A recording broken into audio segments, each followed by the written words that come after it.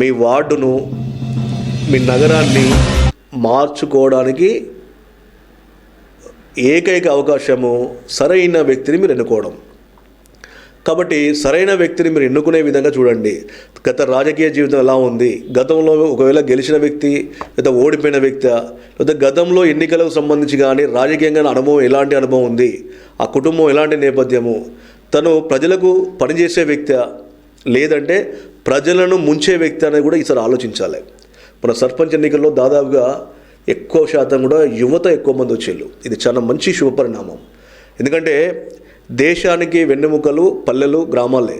అలాంటి పల్లెల్లో, గ్రామాల్లో యువత ఎంత ముందుకు పోతే అంత ఆ దేశం అభివృద్ధి చెందుతుందని స్వామి వివేకానంద గారు చెప్పారు. మరి అలాంటి ఎన్నికల్లో సరే ప్రత్యక్షంగా పరోక్షంగా కొంతమంది యువత కొన్ని రాజకీయ పార్టీల చేతిలో కీలక బొమ్మలుగా మారినప్పుడు కూడా మొన్న జరిగినటువంటి సర్పంచ్ ఎన్నికల్లో మాత్రం దాదాపుగా యువత ఎక్కువ కూడా వచ్చేళ్ళు, కొత్త వారు ఎక్కువ కూడా సర్పంచులుగా గెలిచేళ్ళు. ఒక శుభపరిణామం.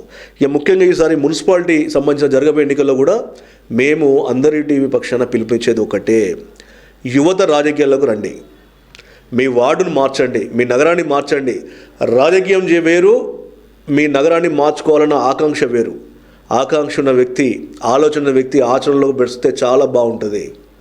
మీ గ్రామాన్ని ఎలాగైతే మీరు మార్చుకోవడానికి ముందుకు వచ్చి మొన్న ఎన్నికల్లో ఓట్లేషన్లో ఇలా నగరాన్ని, ఆ నగర అభివృద్ధిని కూడా మీరు కాంక్షిస్తూ కనుక యువత రండి, స్వచ్ఛందంగా రండి.